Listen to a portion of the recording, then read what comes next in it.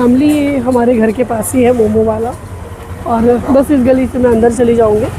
और मुझे मोमो बहुत पसंद है, तो मैं भी टेस्ट करके बताती हूँ कैसे हो रहे हैं। ये गर्म है काफ़ी, फिर मैं फटाक से टेस्ट करती हूँ।